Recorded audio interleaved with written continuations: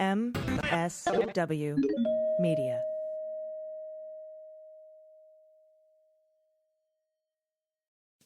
Thanks to Ramp for supporting the Daily Beans. Ramp is a corporate card and financial software suite designed to help you save time and put money back in your pocket. And right now, you get $250 when you join Ramp. Just go to ramp.com/beans. And a big thanks to Athletic Greens for supporting the Daily Beans. Athletic Greens is going to give you a free 1-year supply of immune-supporting vitamin D and 5 free travel packs with your first purchase. Just go to athleticgreens.com/dailybeans to take ownership over your health and pick up the ultimate daily nutritional insurance. With swearing. Daily Beans, Daily Beans. Daily Beans, Daily Beans. Hello and welcome to the Daily Beans for Monday, July 18th, 2022. Today, the Department of Justice adds prosecutors and widens its investigation into the hub-and-spoke conspiracy surrounding January 6th. U.S. Secret Service is subpoenaed for its text messages during the attack on the Capitol after the Department of Homeland Security Office of Inspector General briefed the Select Committee. The Justice Department says it will not use an OLC memo to stop them from indicting Meadows for contempt. The Fulton County District Attorney, Fani Willis, sends target letters to 3 top Republicans. The New York Attorney General delays the Trump's deposition in the wake of the death of Ivana Trump. The Department of Justice offered Navarro a plea deal and he rejected it. Prosecutors moved to add a terrorism enhancement to the Guy Reffitt sentencing memo. The person who delivered the fraudulent elector certificate they wanted Ron Johnson to personally hand to Mike Pence on January 6th has been identified. A judge orders Arizona Republicans and the cyber ninjas to immediately turn over all documents related to the fraudit. Another Republican candidate is removed from the ballot for submitting fake signatures. Bannon tries one more time to delay his trial. Biden drops the nomination of an anti-abortion lawyer for federal judgeship. And another lawyer is added to the pile of Trump advisors promoting martial law. I'm Allison Gill. And I'm Dana Goldberg. We did it. It's a record. That was a record. Did you deliver any news while I was gone, or did you save it all for today? Yeah, I just didn't do anything all the whole time. I had a feeling you're the laziest person I know, honey. And so many people, you got messages, I got messages. I promise Daily Beans listeners, I will not leave you if I have any choice in this, and it will not be without announcement. I had to go and work in a place where I didn't have Wi-Fi. And so I'm still here, thank goodness, and I'm back in your ears. I will be taking another long break at the end of this week, and we'll unfortunately be doing that on and off until the middle of September. But I am here, I'm with you, and I miss you when I'm gone as well. Thank you for that. I am glad you're back. Everyone thought I pushed you down some stairs or something. I figured. Yeah. I mean, it's all Sketchfest. It is. And today's going to be a lightning round of news because everything, literally everything, dropped this weekend. We'll do our best to get it all in. I'll also be speaking with the Dem candidate for the winnable 23rd District in Texas, John Lira.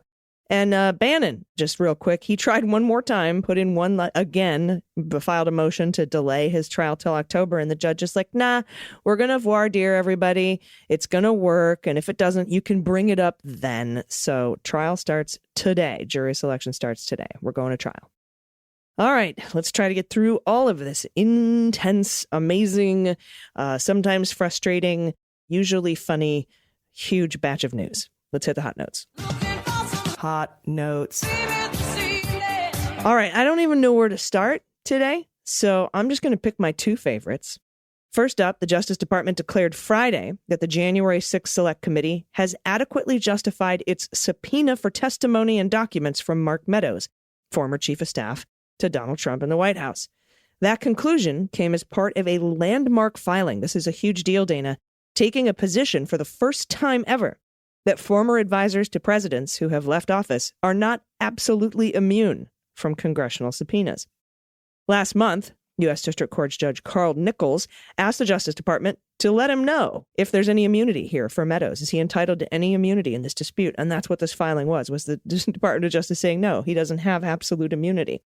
With respect to Meadows, Shapiro argues the Select Committee had met its burden.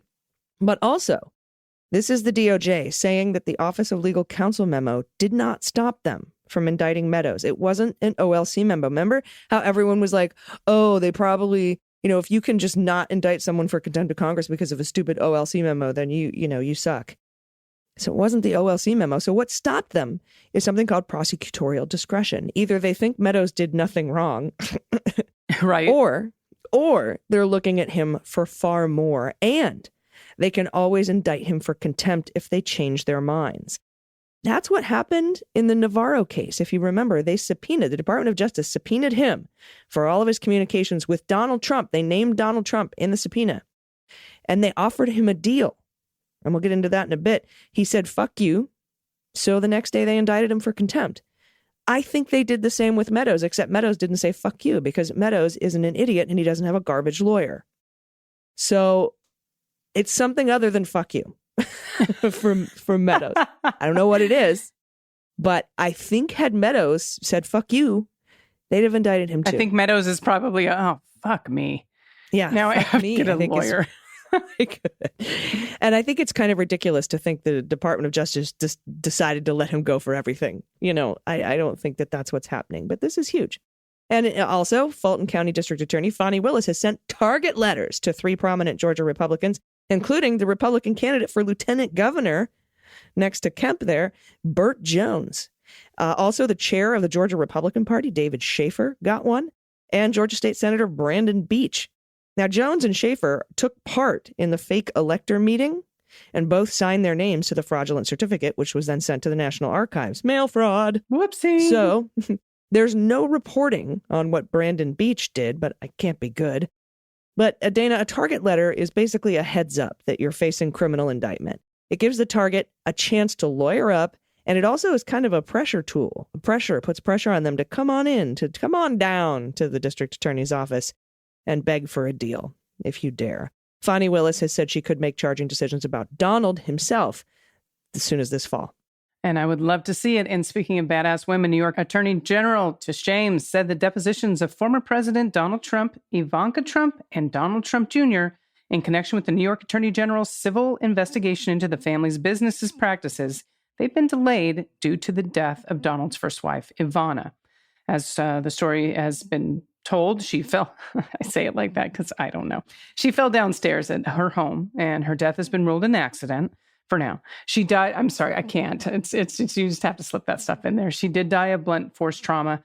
No information yet on the date of the rescheduled deposition. So it's truly a sad loss, obviously. But with that family, I wouldn't put anything past them. Let's be honest. No, and honestly, this is something we would, at any other year prior to the previous 5, would just take at face value. Of course, it would, which is a horrible accident. But like you said, it's hard to not question things these days. Yeah, I remember when Joyce Vance quoted me in her article in Time magazine about the death of Jeffrey Epstein. And I said, whether you believe the DOJ had a hand in it or turned a blind eye or didn't do anything, nobody trusts this administration. And that is borne out in the fact that everyone on Twitter is like, that's a little sus. 100%.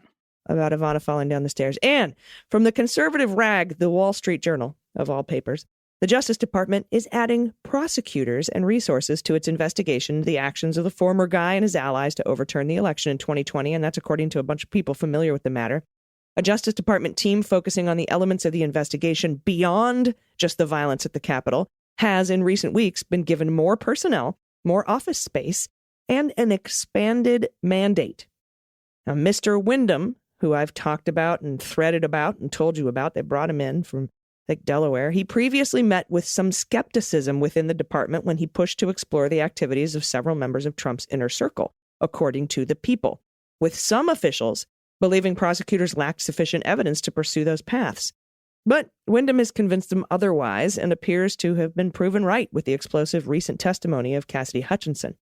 But the sources told the Wall Street Journal that the Department of Justice isn't relying on the committee to move forward, as Wyndham and Graves are doing that on their own. Quote, a testimony of former White House aide Cassidy Hutchinson, in particular, including her allegation that Donald knew of some of the protesters could be armed but wanted them at his rally in the Capitol anyway, has broadened some Justice Department officials' view of the potential scope of the probe, according to People. Though officials said the testimony did not prompt any change in their investigative strategy. I'll repeat that.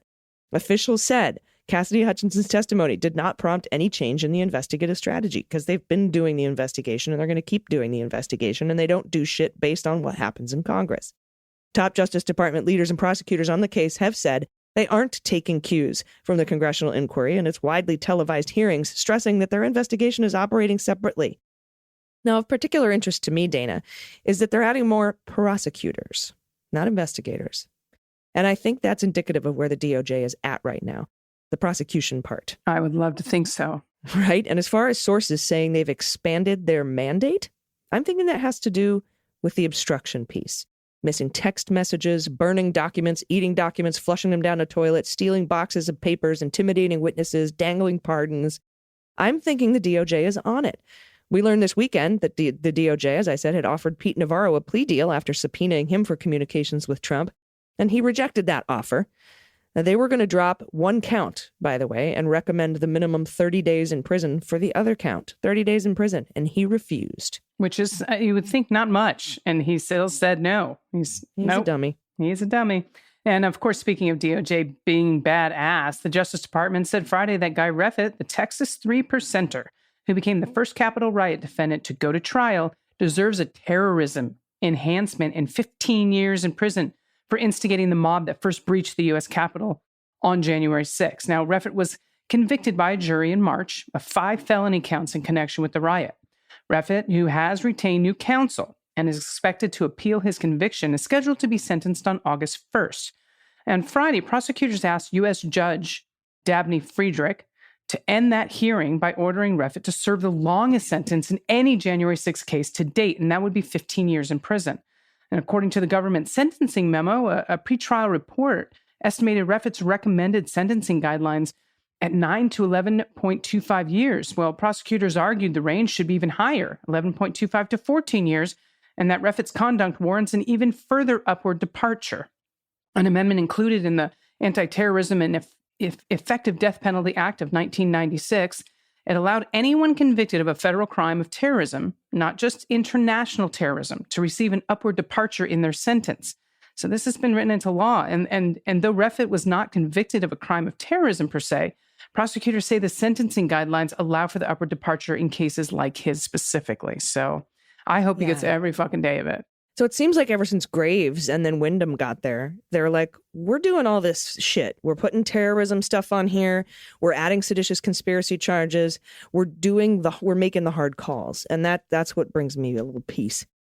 And the January 6th committee has subpoenaed the U.S. Secret Service for text messages sent and received during the critical days surrounding the insurrection. Major Biden was right when he lunged at and bit the Secret Service agent. Dogs know, man. The Department of Homeland Security Office of Inspector General briefed the January 6th committee Friday morning and told the committee that the Secret Service had changed their story multiple times about why they haven't handed over those texts. The latest excuse was that the agency was doing some systems migration work and some phones lost their data. Oh, how convenient. Now, having worked for the federal government myself for over a decade, that is fucking stupid. The Secret Service says they'd been planning to do this systems migration in January 2021. And I can agree with that part of the statement. When you do a systems migration, you plan it for months in advance, right? And then they continued with it after the attack on the Capitol? That is ridiculous. They also said, hey, the Inspector General didn't ask us for stuff until February 26th. But they failed to mention that 2 congressional committees, House Intelligence and House Oversight, asked them for the shit January 16th, 10 days after the attack on the Capitol, and never got what they wanted. And finally, I've been through phone updates and data migrations and systems migrations. They bring you in one at a time. You got a number and a day and a time that you come in because they got to do this for like thousands of people. Right. And so you do the thing, you trade the device, you wipe the old one. And first of all your shit, including your emails and text messages, are downloaded on the new device from the cloud. And let's say it was something else. Let's give them the benefit of the doubt and say, yeah, the data migration fucked up the data. It erased it all somehow. It was a weird thing. So you're telling me that the IT administrators brought in the first guy, did whatever the thing was, wiped all of his data and said, oh, well, next.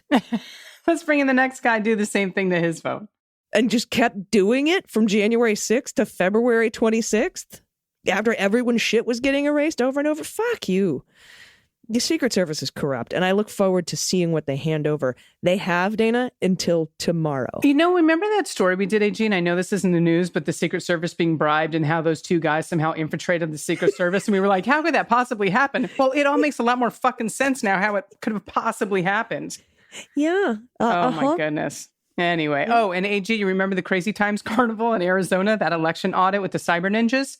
Uh-huh. Yeah, well, Arizona Superior Court judges ordered that the Arizona Republican Senate and the cyber ninjas must hand over all documents with a substantial nexus to the audit to watchdog American oversight. And this is a quote. The Arizona Court of Appeals concluded that the documents relating to the audit are public records. I think it's just like a 14I public record subject to the public records law in Arizona. They have one of those, kind of like Texas does. Thank you for the insertion. I was like, what does that even say? And so this is a quote. The Arizona Court of Appeals concluded documents relating to the audit are public records. They're subject to PRL, even if they are in possession of cyber ninjas rather than in the Senate. Now, it's thereby ordered that defendants immediately provide American oversight with access to any and all documents with a substantial nexus to audit activities, and that there is no just reason for the delay. Now, of course, they don't want to hand it all over because it would expose the fact that no fraud happened in Arizona, even after Biden won the state 45 times, that no fraud was found. And at the end, the Arizona Republican, it was a grift. The whole thing was. So we're going to keep you posted on the deposition of the document production as we learn more about it. But that's where that case is at the moment. Yeah, they don't want to hand that shit over. They won't be able to keep asking for money. They will still. But, of course, it'll end their little charade. And remember when reporters chased Ron Johnson down to ask him why his chief of staff was trying to get Pence's chief of staff to tell him to deliver something to Pence on January 6th? Why, yes, I do. He's like, I can see your screen. You're not on the phone. Remember? There was even a text exchange during one of the January 6th committee hearings where Pence's chief of staff was like, well, what is it? And Ron Johnson's guy was like, alternate elector certificates for Trump. And the Pence guy said, don't give him that. Well, Ron eventually admitted that someone hand-delivered that certificate to Mark Kelly's office, who's a rep from PA, who then tried to get Ron to hand-deliver it to Pence. Well, we now know who gave the fraudulent elector certificates to Mark Kelly. It was a Trump campaign official, a staffer named Mike Roman. He was the director for Donald's 2020 Election Day operations. Oh, good Lord. The one-time Trump White House researcher and former aide to the Koch network was subpoenaed. He was subpoenaed in February by the January 6th Select Committee, but he did not respond to multiple requests for comment for this story. I don't know if he responded to that subpoena or not. I suspect we'll be hearing more about this fellow in weeks to come. I would think so. He seems to be in a lot of trouble now. Mm-hmm. And speaking of little-known lawyers, which we often do a lot when we're talking about the Trump circle, we're going to be hearing more about these ones particularly. Around 5 p.m. on Christmas Day 2020, as many Americans were celebrating with family, well, Donald was at his Mar-a-Lago home in Palm Beach, Florida, on the phone with a little-known conservative lawyer who was encouraging his attempts to overturn the election. That's according to a memo the lawyer later wrote documenting the call, which is lovely. Hey, when just put your crimes down on paper and send them in emails. I love it. The lawyer, William J. Olson, was promoting several extreme ideas to the president, and Mr. Olson later conceded that part of his plan could be regarded as tantamount to declaring, quote, martial law, and that another aspect could invite comparisons with Watergate. These are his words, by the way. The plan included tampering with the Justice Department and firing the active Attorney General, Jeffrey Rosen, and that's according to December 28th memo by Mr. Olson himself titled, quote, preserving constitutional order. And quote went on to say, our little band of lawyers is working on a memorandum that explains exactly what to do, Mr. Olson wrote in his memo, and that was obtained by the New York Times, which he marked, quote, privileged and confidential, and then sent it to the president. Went on to say the media will call this martial law, he wrote, and adding that it's fake news, of course, which is what they all say. Now, the involvement of a person like Mr. Olson, who now represents a conspiracy theorist and my pillow chief executive, Mike Lindell, he underscores how the system that would normally insulate a president from rogue actors operating outside of official channels has broken down within weeks after the 2020 election. Olson's memo was written 10 days after the crazy December 18th meeting in the Oval Office with Powell and the Overstock guy, Flynn, Rudy, just to name a few of the people that were in there. And the memo indicates that Mr. Trump was acting on outside advice. Now, at one point, it refers to the president urging Mr. Olson to contact the acting attorney general about having the Justice Department lend its credibility to Mr. Trump's legal efforts to invalidate the election results, which is definitely when Barr was like, I'm fucking out of here. Now, a person familiar with the work of the House committee investigating the January 6th attack on the Capitol said the committee was aware that Mr. Olson was in contact with Mr. Trump and that it was exploring Mr. Olson's role in pushing forward plans to overturn the 2020 election. So we're going to hear a lot more about Mr. Olson in the coming weeks, I would imagine. I imagine too. And in the segment I like to call debunking bullshit about Biden, the White House is abandoning plans, quote unquote, to nominate a Kentucky lawyer who opposes abortion rights and is backed by Mitch McConnell to a federal court seat, citing opposition from Senator Rand Paul. The prospective nominee, Chad Meredith, had successfully defended Kentucky's anti-abortion law as a lawyer for the state. Biden's plan to nominate him, I don't think ever existed because everyone says it didn't, but it was made public by the Louisville Courier-Journal just before the Supreme Court overturned Roe. So here's what really happened. Rand Paul blocked this judge. McConnell went to Biden to cut a deal through Ron Klain that never came to fruition. Quote, there was no deal, said McConnell, adding that Biden's consideration represented a kind of collegiality and once routine cooperation on home state judges that has diminished in recent years. Quote, this was a personal friendship gesture, he said. So, I never thought this was going to happen. That's why I didn't report on it before. You haven't heard about it on this show. But yeah, I wasn't thinking that Biden was going to trade judges. Yeah. And nominate an anti-choice judge. I just didn't see it happening, and it's not happening. I agree. And this last story that we can file under Republican fuckery, because there seems to be a lot of it going around. We could file the whole podcast under Republican fuckery. Maybe that's what the title of this episode is. The New York State Board of Elections has tossed out thousands of signatures that Rep. Lee Zeldin's, and he's a Republican gubernatorial campaign. Thousands of signatures were thrown out on something they filed to get him included on an independent party ballot line in the general election. Okay. Now, out of the 52,096 signatures offered by Zeldin's campaign, 12,868 were invalidated by officials. And that's according to Gotham Gazette. Now, in order for a third party, to be included on the ballot, AG, at least 45,000 valid signatures are required. So candidates can't have their names included on more than one ballot line, which is interesting. Now, incumbent governor Kathy Hochul, who we love so much, will have her name on the Democratic Party and Working Families party lines, the news outlet noted. Now, Zeldin, the GOP nominee, will have his name on the Conservative Party and Republican Party tickets. But not the independent party line. Correct. Because he didn't get enough signatures. The State Board of Elections decision could be overridden by a judge, and that's according to the Times Union. So we're going to keep you posted on that, though I seriously doubt New York is in jeopardy of electing a Republican governor at this point. I think Kathy Hochul is going to have that position again. She's a badass. She's well liked. And I think people are going to make sure she gets in office. So those are where my beans are. I don't think we have to worry. Same, but vote still. Yes. Don't be like, we don't have to worry. You have to vote. Yeah, shit. All right, we made it through the news. Whew. Next up is the Flip It Blue segment with a totally winnable district in Texas. I'll chat with John Lira after the break. Stay with us. After these messages, we'll be right back. Hey everybody, it's AG. As you know, I started taking Athletic Greens AG1 every morning because I wanted a supplement that actually tastes great while giving me more energy and all the supplements that I need. With one delicious scoop of AG1 by Athletic Greens, you get 75 high-quality vitamins, minerals, whole food source superfoods, probiotics, and adaptogens to help you start your day. The special blend of ingredients supports your gut health, your nervous system, your immune system, your energy, recovery, focus, and aging. I take Athletic Greens wherever I go, and now is a good time for you to start because Athletic Greens is offering you a free 1-year supply of immune-supporting vitamin D and 5 free travel packs too with your first purchase when you go to athleticgreens.com/dailybeans. And I love that AG1 contains less than 1 gram of sugar, no GMOs, no chemicals, no artificial anything, and it's delicious. Plus, in 2020, Athletic Greens purchased carbon credits that support projects protecting old-growth rainforests. And right now, it's time to reclaim your health and arm your immune system with convenient daily nutrition. It's just 1 scoop in a cup of water every morning. That's it. Easy habit to pick up. No need for a million different pills and supplements to take every day. It was so expensive and time consuming. And now you can look out for your health with just 1 delicious scoop of AG1. And to make it easy, Athletic Greens is going to give you that free 1-year supply of immune supporting vitamin D and those 5 free travel packs with your first purchase when you visit athleticgreens.com/dailybeans. Again, that's athleticgreens.com/dailybeans to take ownership over your health and pick up the ultimate daily nutritional insurance.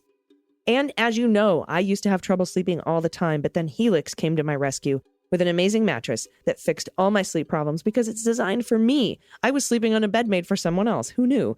Well, Helix Sleep has an online sleep quiz, takes just 2 minutes to complete, and it matches your body type and preferences to the perfect mattress. Why would you buy that mattress for someone else? It seems silly, and you don't have to go to a mattress store anymore because with Helix, you're getting a mattress that you know will be perfect for you and the way you sleep. Everyone is unique. Helix knows that, so they have several different mattresses to choose from. Soft, medium, firm, body temperature regulating, spinal alignment, a plus-size mattress for plus-size sleepers. It's really amazing. And when I took the Helix quiz, I was matched with the Helix Midnight, because I like a medium firm bed and I sleep on my side, so yay me.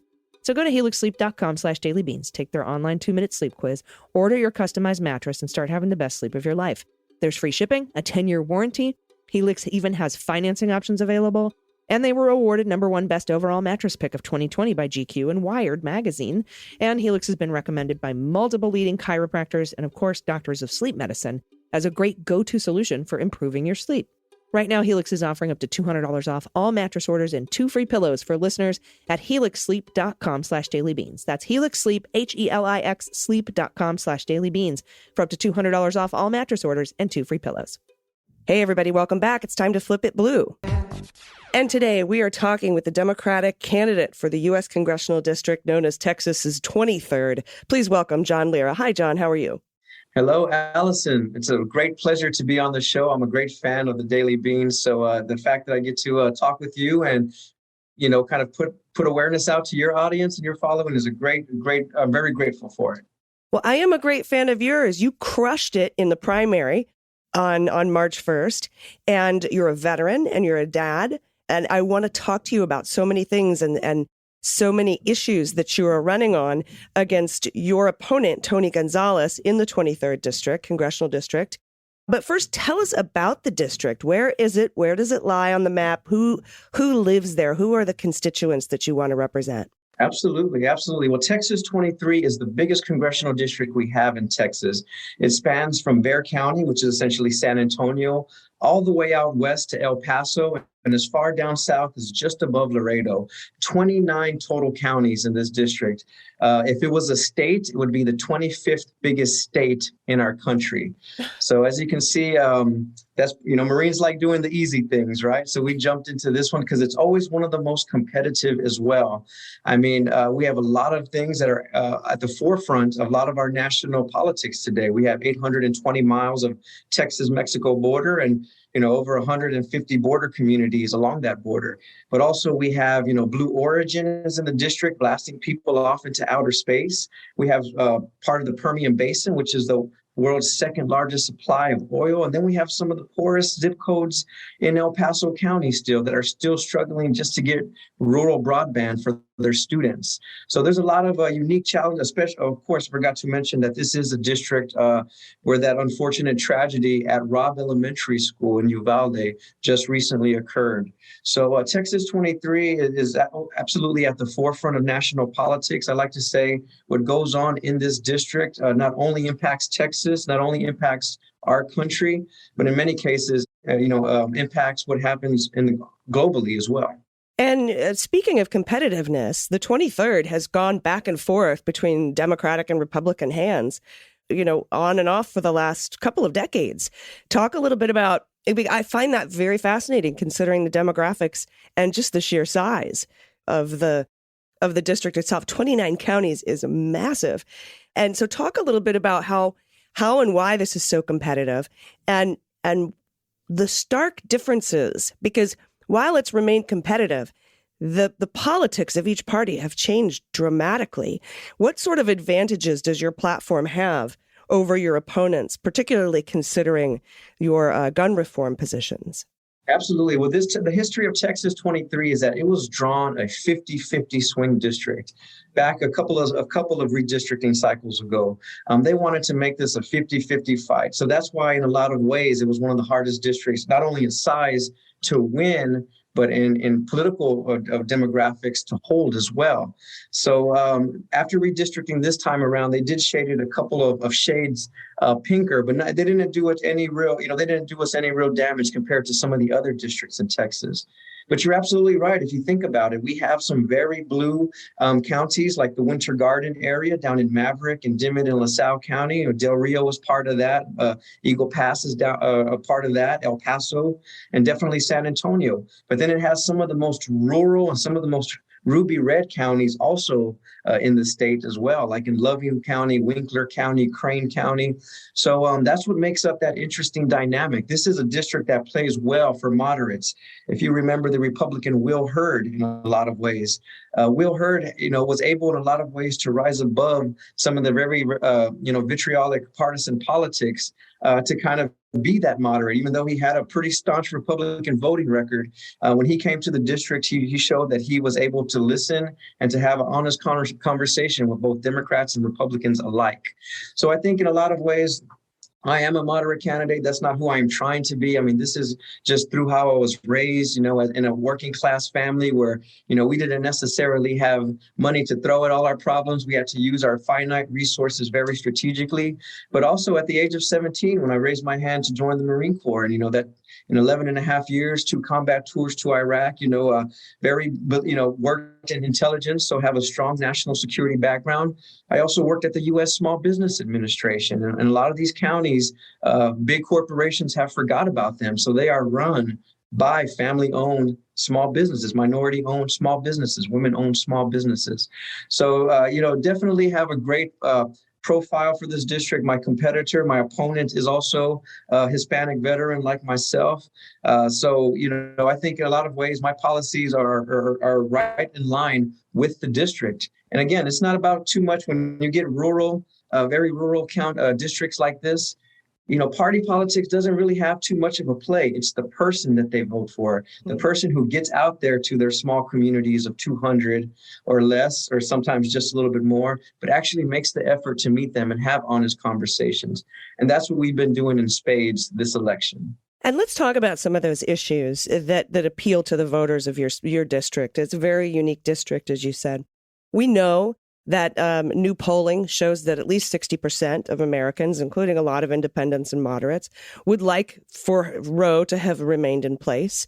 We know that over 80% and sometimes higher are polling that Americans want just new common sense gun laws to help prevent mass shootings and gun violence in this country. And then, of course, jobs and economy, right? That's shifting over to be a Democratic issue. And so those are the kinds of things that are being brought up in the center now. These have become the kitchen table issues this year. And I was wondering how you speak to those 3 main issues. We could start with jobs and the economy and energy, because that always is part of that. Absolutely. Absolutely. I think people are recognizing that Democratic policies are benefiting rural communities. If you think about it, the Democrats with no bipartisan support, actually passed the American Rescue Plan that has given millions of dollars to our small rural communities to help them recover from COVID. These are bold actions taken by the Democrats. Another one is the bipartisan infrastructure bill. Man, I can tell you, rural communities have been waiting for a bill like this for almost a couple of decades now, probably since the New Deal, quite frankly. But the Democrats, again, put forth a bold agenda. I mean, when else would you want to put forth a bold investment in our communities than after a global pandemic?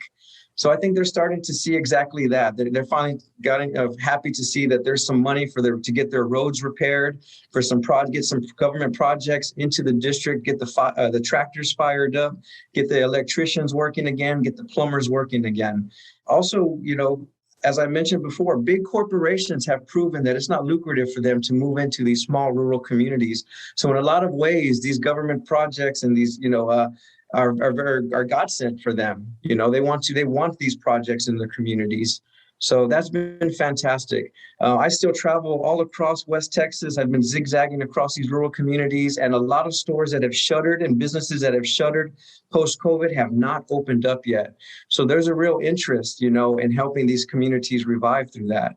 So absolutely. And you mentioned oil and gas, they are some of the best. And I wouldn't say just oil and gas. I would say energy all around, because not only does our district is probably one of the largest drillers of oil or producers of oil, but also we're one of the largest producers of renewable energy. That we have the space and we have the hot sun and the strong wind for solar farms and for wind farms. And you can see them spread out all throughout our district.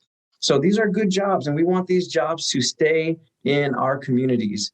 And I could also tell you in the line of, in the kind of frame of jobs out here in rural Texas, is that I've talked to many farmers and many ranchers and factory owners out here, and they want migrants to help them. They need a workforce, and they're saying, I'm not too sure why we're sending them all back. We could employ them, we can house them, we can feed them, we'll pay them, we can tax them, but we need this critical workforce out here so that we can, help feed our nation, help fuel our nation. So, and that aspect, migrants also have a very critical role to play in helping us recover and revive from this pandemic, especially economically out here in Texas 23. But moving on to, like you said, the abortion, it's a very, it's a sensitive issue out here, as it should be for a lot of places. There is a lot of Hispanic Americans, Mexican Americans. There's a lot of Catholics as well, and Catholic and Mexican Americans, they could be with Democrats on 97.35% of the issue. But that one issue about abortion makes them feel uneasy enough to, quite frankly, not get them to vote for a Democrat. So, my approach to it has been, I'm a proud Catholic. I've been a devout Catholic, all my life. But I'm also a father of a 16-year-old, and I'm also the uncle of 4 nieces. We're an entire generation of little ladies coming up in the world and in America. And I don't want any medical procedures or options to be off the table with them, including reproductive health care and including an abortion if they so choose to have one. It pains me that, that right has been taken away from them in this state. And if they ever decided for whatever reason, I have to admit that abortion must be one of the hardest decisions for a woman to make. I don't think that is ever an easy decision for anyone, but it belongs to them and their doctors and their family and their partner, uniquely. It should be part of the government to deny them that to the point where they've got to fly out of state and do it at another state. It pains me that our nation is being divided now on abortion and non-abortion states. But nonetheless, I am a pro-choice candidate proudly and will continue to fight to get these protections codified into law if I'm elected into Congress. You mentioned also, Uvalde and the tragedy that we saw there. And, very much stemming back to an 18-year-old who seemed troubled. All the signs were there in a lot of ways. His family recognized some of it. The community recognized some of it. His friends on social media recognized some of it. But that 18-year-old was still able to get his hands on his 18th birthday, not just one, but 2 weapons of war, 2 semi-automatic, high-capacity, high-velocity weapons, and over 1,600 rounds of ammunition. He had enough ammunition to put 2 bullets in every teacher and student in the entire elementary school with him that day. So, of course, this is an area where ground has really shifted. Even the most conservative of folks that I have been speaking with out in the district cannot see the need for an 18-year-old to possess these type of weapons, cannot see the need of how we're not able to check to see if they have any sort of mental health history. People want people to be trained on these weapons. They want them to have a special licensing to these weapons. And a large segment of people don't even think these weapons should belong in our society at all. Mm-hmm. You and I had to train quite extensively before they allowed us to carry any kind of weapon like that.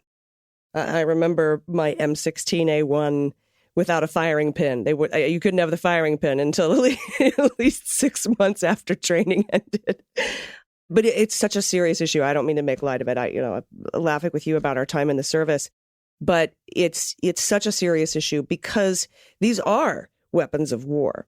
And I sometimes feel like, I don't want to get into the police response in Uvalde, but the police in general do not want to go up against somebody with an AR-15. They could be outgunned and outmatched. And so I think we are slowly seeing police come over to that side as well. And that could be a way to sort of to bring this up to more moderate folks who say, hey, look, not even the cops want this to be so easy to get for somebody who's 18 years old, because they're the ones who have to, go in and stop these mass shootings or should.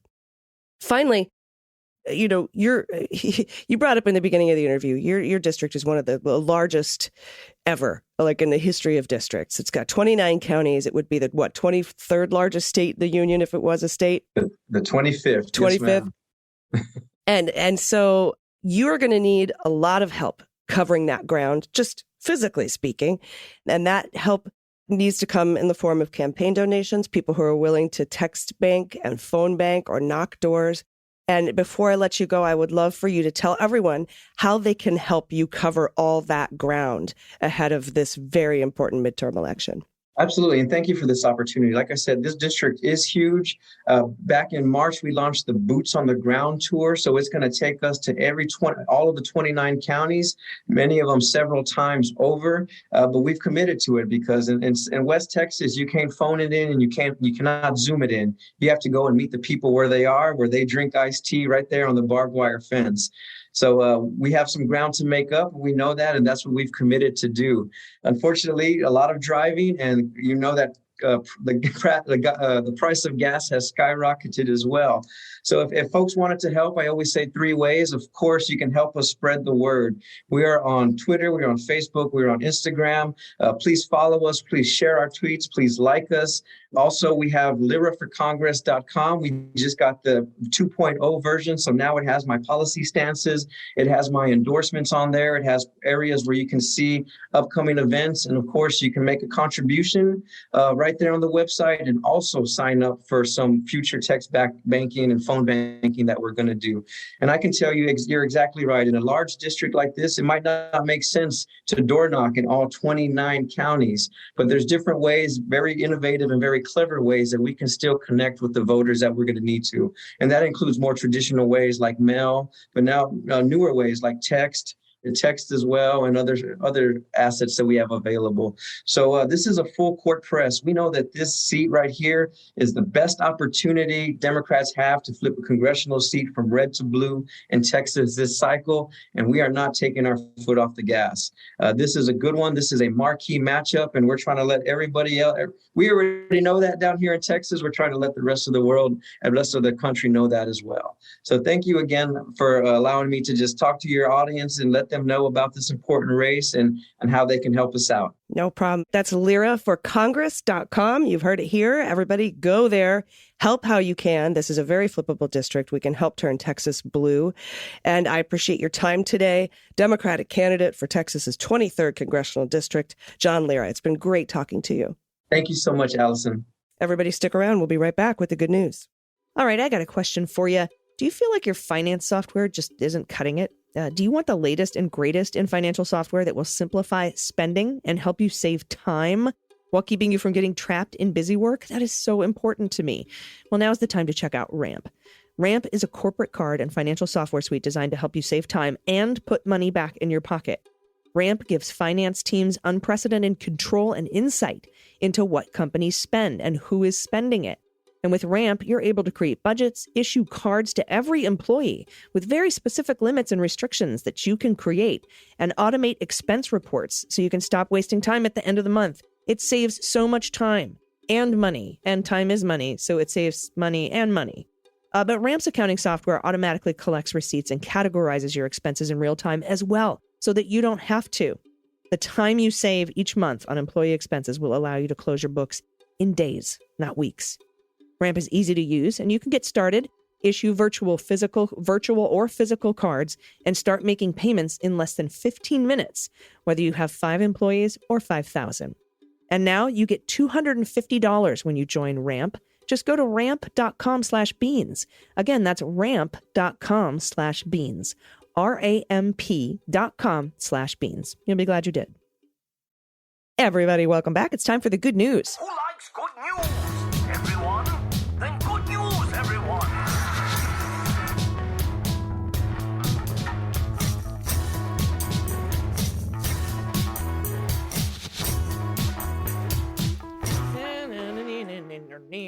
there. Good news, good news. And if you have any good news, confessions, corrections, Santa photos, Easter bunny photos, emu videos, maybe that you want to send me, Emmanuel, don't think about it, Emmanuel. Yeah, that was so fun. That fun. Oh my video. God. I just saw that today. Oh, it's so great. Anything you want to send us, you can do it by going to dailybeanspod.com and clicking on contact. Don't even think about it. Emmanuel, don't choose violence today. Don't do it. Don't. So good. Great. First up from Mo, pronoun she or they. I always enjoyed Halloween, not just for the candy, but in creating costumes with very little income. When my daughter was growing up, she never had a store-bought costume. Her first costume at 3 was Shirley Temple. Excellent costume. The Little Mermaid came out the next year, and she insisted on being Ariel, but the costume was material on top, and she said Ariel wore shells up on top. These pictures show that costume with Mom as Ursula. Nice. The second was 30 years later when my little girl made her own Ursula costume. Oh, that's look how amazing. Boy, she is talented. Seriously, that 2014 pictures, fire. That's awesome. You poor unfortunate souls. Was she like running around everywhere singing that? That's amazing. I sure hope so. Beautiful All right. Thank you so much. Yes. Thanks for kicking us off with that one. This is from Chris, pronoun she and her. Hey, Beans Queens. I'm a fairly new subscriber, but I am definitely in for the long haul. I look forward to your show every day. Thank you for putting the insane information together in a way that I can understand.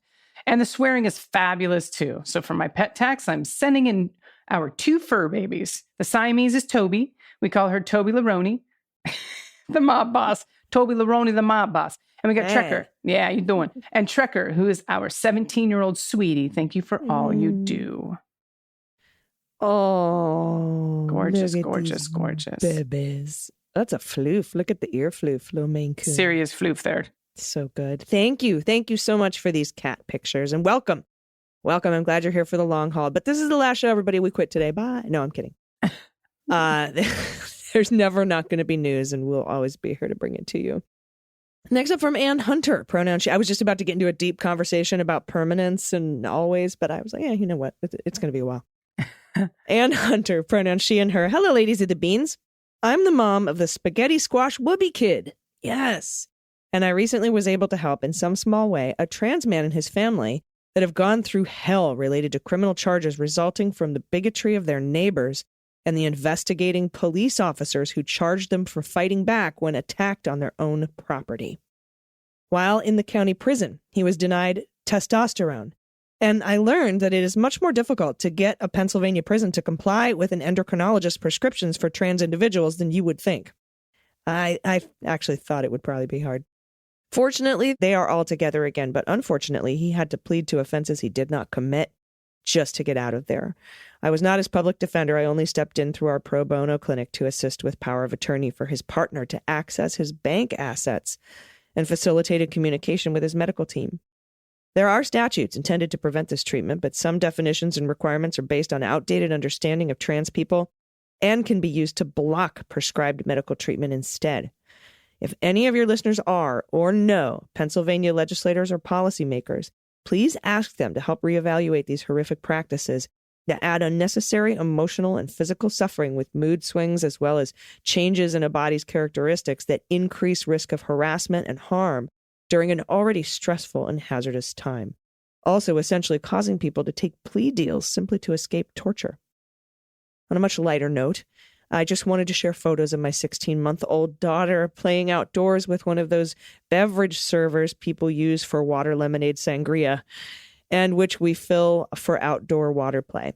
If I could send a video when she's studying the lid's concentric circles, you would hear her say, "Boob." Atta girl. Puts the knob in the middle into her mouth as though trying to nurse. My kids and their inanimate objects. Oh my God. Oh my God. So good. I can completely, oh my God, that picture. I can completely understand why she would do that. Oh man. Yeah. Anyone in Pennsylvania, start poking Fetterman about this. Start poking people who are running for office about this. That can't stand. Absolutely. I agree. Thank you so much for submitting that story as well. I think people need to hear and understand what happens sometimes. And this one is from Crazy Pregnant Dog Lady. She said, "Dear," and there's no pronouns on that, but we're going to go with Crazy Pregnant Dog Lady. "Dear AG and DG, A note to thank you for being the voices in many ears that keep me company in a dark time. I'm a longtime listener and have loved having you as friends to commiserate with how fucked the world seems sometimes. I'm 7 months pregnant and had to come off the medication that has helped to maintain my mental health for the last number of years in order to ensure our baby boy is born well. Now, there have been a number of challenges with his development, too many to list here, and it's been extraordinarily hard to come off my meds whilst pregnant. Now, I hope my boy knows just how much his mom loves him, because this pregnancy has been the hardest period of my mental unwellness I've ever been through. I'm grateful for small mercies each day, starting with my beautiful fur kids, including hearing the voices of my buddies, AG and DG. It's truly helping me survive. So thank you, sincerely. This submission got me a little bit. I'm oh my God. I will say this, then we'll go on to the dogs to perk up. But I have so much empathy for people that have to do this, because it's so often that someone has to come off of depression medication or other medications that could complicate pregnancy because they want so deeply to have a child. But it does things to their own mental wellness. So I'm wishing you so much strength, and thank you for the story and submitting it. And you have a family here, obviously, in support. So thank you again for being so vulnerable in your story. These dogs, by the way, the crazy pregnant dog lady dogs are adorable. You and me and all the Goldens. Look, they have a tuxedo and some flowers and then a little bonnet. They're perfect. They're so happy to be in this picture. They're so happy to be dressed, and they're perfect. Well-behaved doggos, too. Yes. Next up from Emily, pronouns she and her. Hello again, Beans Queens. I'm writing to share the best news of my year. After waiting 2 years, my husband and I were finally able to have a wedding reception. Woohoo! I spent the day getting pampered while my friends and my husband set everything up. We finally had professionals take our photos in our wedding attire. I bought a gown for my doggo, too, and she looked so fetching. Haha, wink, wink. Our wedding took place over Zoom 2 years ago, and no one could hear the ceremony. We were finally able to share the very punny vows that our officiant wrote with our chosen family. I've attached my favorite photos from the special day. It's so hard to only choose 3. One final piece of good news I must share is that I finally landed my dream job. Dude, you're killing it, Emily. I know. As I write this, I start next Monday. I couldn't be happier to hone all of my skills as a service forester for Washington State. Cool. Oh, neat. I will also have the opportunity to be a manager for the first time, and I will take it seriously. I would like to pay it forward and be the manager I have wished I had over all these years. Wow. These photos. Whoa. Oh, mystical. man. You're also beautiful. A beautiful couple. Emily, that picture of you kissing the dog. My goodness. I know, right? These are models. Be still my heart. What is even happening? That dress is amazing. No. The dog. I know. So good. Excellent photos. Well done. Yes. All right. This submission is from Eric. Pronouns he, him. A-R-I-C. So I'm saying Eric. Hello to the Daily Beans crew. And thank you for helping me stay informed, active, and productive. How's about a Stuff Kids Say School edition for everyone to laugh at? When I was in high school, German class, learning a unit on food, Herr Gwyn was naming types of nuts. He gave us the German names of walnut and hazelnut. Without saying it out too loud in my head first, I replied, if walnut is a walnuts and hazelnut is a hazelnuts, then peanut is penis. The S set is the 2 S's. That's so great. At the end. Now, everyone, teacher included, had a good long laugh at that.